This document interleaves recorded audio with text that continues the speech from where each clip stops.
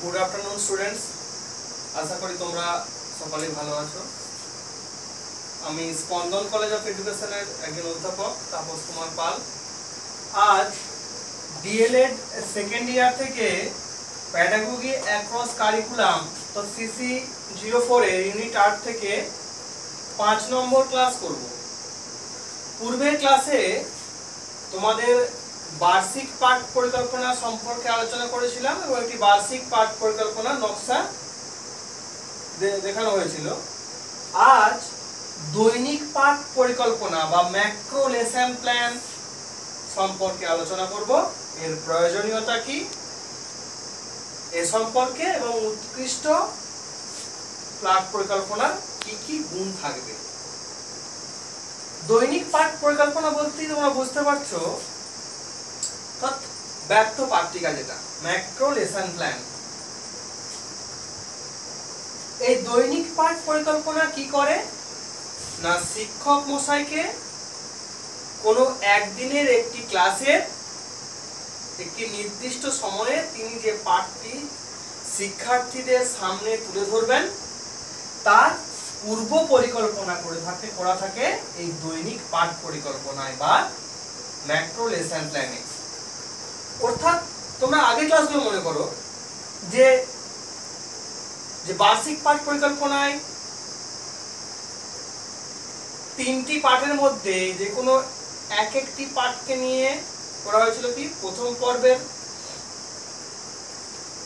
Syllabus, তার একক এবং উপ একক। এই উপ এককের মধ্যে যে কোনো একটি উপ একক কি তো শিক্ষক মশাই একদিনের ক্লাসে পাঠদান করবেন, সেই একদিনের ক্লাসের বিষয়টিকে এই দৈনিক পাঠ পরিকল্পনায় পূর্ব পরিকল্পনা অনুসারে শিক্ষক মশাই তুলে ধরেন। এই দৈনিক পাঠ পরিকল্পনার প্রয়োজনীয়তা কি, অর্থাৎ শিক্ষক মশাই যে একজন ম্যাক্রো লেসন প্ল্যান বানাবেন তার প্রয়োজনীয়তা কি? দেখো, শিক্ষা একটি উদ্দেশ্যমুখী প্রক্রিয়া, তাই কোনো উদ্দেশ্যমুখী প্রক্রিয়াকে সফল করতে গেলে পূর্ব পরিকল্পনা দরকার। এই দৈনিক পাঠ পরিকল্পনায় পূর্ব পরিকল্পনা ভাবেই করা থাকে। তাহলে প্রয়োজনীয়তা আছে কি কি? নির্দিষ্ট লক্ষ্যে পৌঁছানো। পাঠদানের মাধ্যমে শিক্ষক মশাই যে নির্দিষ্ট লক্ষ্যে পৌঁছতে চান সেই নির্দিষ্ট লক্ষ্যে পৌঁছতে পারেন এই দৈনিক পাঠ পরিকল্পনার মাধ্যমে। কারণ এখানে কি করা থাকে, বিষয়বস্তু উল্লেখ করে শিখন সামর্থ্যগুলো জ্ঞান বোধ প্রয়োগ দক্ষতা ভিত্তিতে প্রশ্নকরণ করা থাকে, শিক্ষার্থীর উত্তরদান পর্ব থাকে এবং সর্বোপরি কি করা থাকে, পাঠদান কেমন করে করা হয় না শিক্ষার্থীর সক্রিয়তার মাধ্যমে এবং পূর্ব জ্ঞানের উপর ভিত্তি করে। তাহলে নির্দিষ্ট লক্ষ্যে তিনি পৌঁছতে পারেন।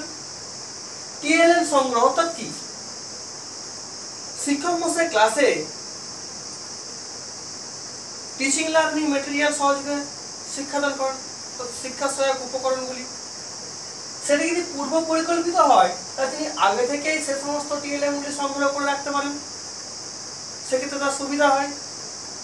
পাঠ উপস্থাপন, দৈনিক পাঠ পরিকল্পনা পূর্ব পরিকল্পিত বলে পাঠ উপস্থাপন পর্বে প্রশ্নোত্তরের মাধ্যমে সঠিকভাবে উপস্থাপন করতে পারেন শিক্ষক মশাই, তাই ক্লাসটি আকর্ষণীয় হয়ে ওঠে।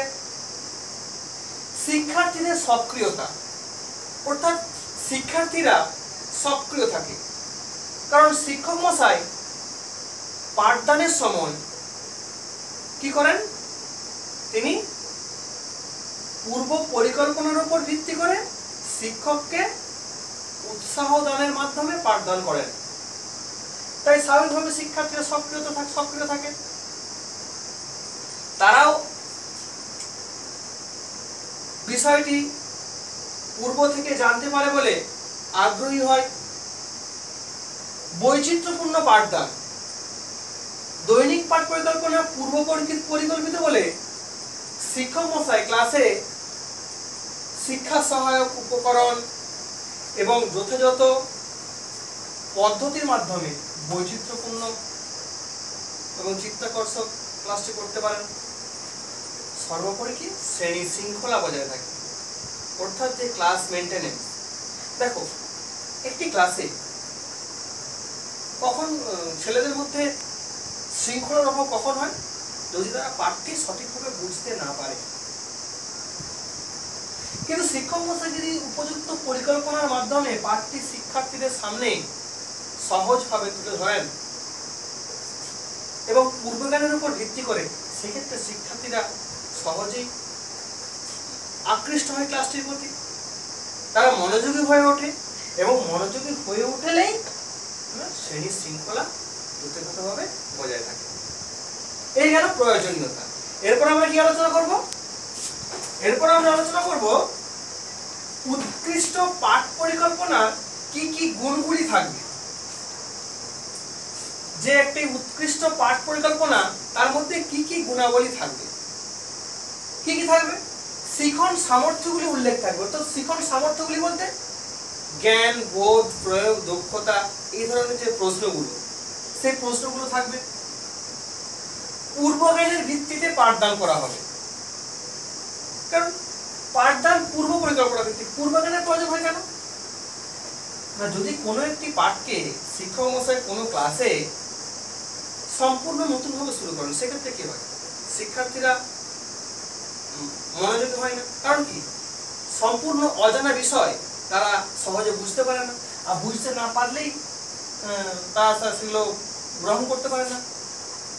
তাই পাঠদান করা হয় পূর্ব জ্ঞানের ভিত্তিতে। পূর্ব জ্ঞান যাচাই থাকে না, পূর্ব জ্ঞানের ভিত্তিতে স্যার পাঠদান করতে হবে। বিষয়টি সমস্যার আকারে তুলে ধরতে হবে, কারণ যে বিষয়টি তিনি পাঠদান করছেন সমস্যার আকারে তুলে ধরবেন।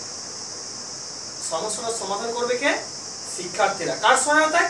শিক্ষক মহাশয়ের সহায়তায়। তবেই সেটি উৎকৃষ্ট পাঠ পরিকল্পনা। উপযুক্ত পদ্ধতি ও উপকরণ ব্যবহার করা হবে। পাঠদানের ক্ষেত্রে উপযুক্ত পদ্ধতি ব্যবহার করা হবে। তাতে ব্যাকরণ পাঠের ক্ষেত্রেই হোক, কবিতা পাঠের ক্ষেত্রেই হোক, বা কোনো রচনা পাঠের ক্ষেত্রেই হোক, উপযুক্ত পদ্ধতি ব্যবহার করবে শিক্ষক মশাই।